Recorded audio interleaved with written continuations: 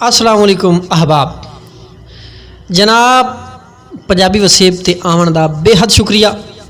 मैं हाँ तुहाडा मेज़बान रियाज़ अरहम ते अज असां जनाब काफ़ी दिनों तो बाद स्वांज दा स्वांज कीता है, यानी कि असीं तुहाडी खिदमत विच स्वांज नंबर 8 लैके हाज़र होए हैं काफ़ी दिनों तो बाद।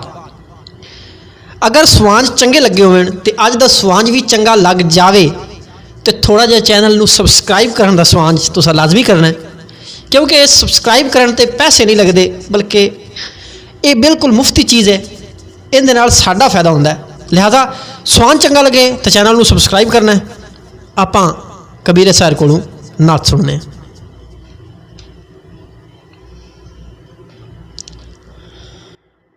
बस माही दे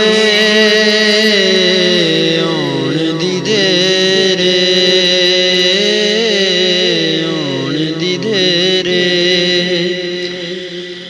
बस माही दे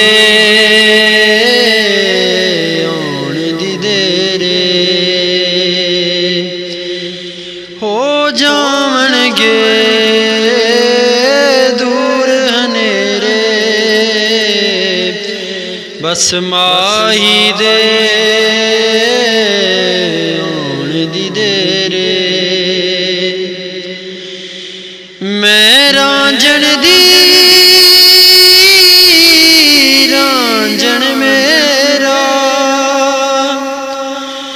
मैं रांझण दी रांझण मेरा कुछ नहीं लगदे मेरे खेड़े बस माही दे होण दी देरे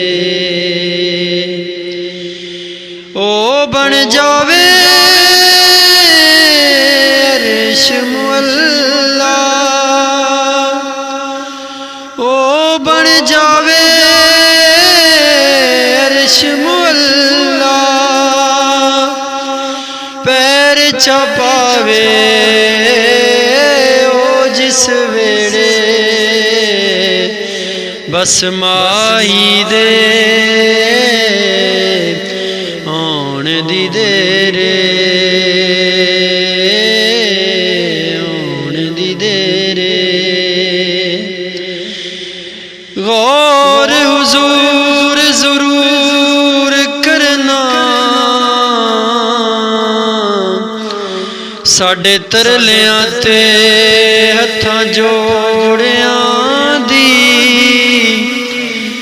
असां लोड़ तुसां दी हर वेले तुसां लोड़ की असां बेलोड़ियां दी तेरे दर ते आके डिग पईयां मारी होई मैं धक्कियां दौड़ियां दी मेरे वास्ते ताज सिकंदरीए सोना दूड़ तुसां दे जोड़ियां दी ओ बन जावे अर्श मुअल्ला पैर चपावे ओ जिस वेड़े बस माही दे होण दी देरे। जी तो दोस्तों ये हैं कबीर साहिर साहब जिहड़े बेहतरीन अंदाज दे नाल नात शरीफ तुहाडी खिदमत विच पेश करते पे हैं।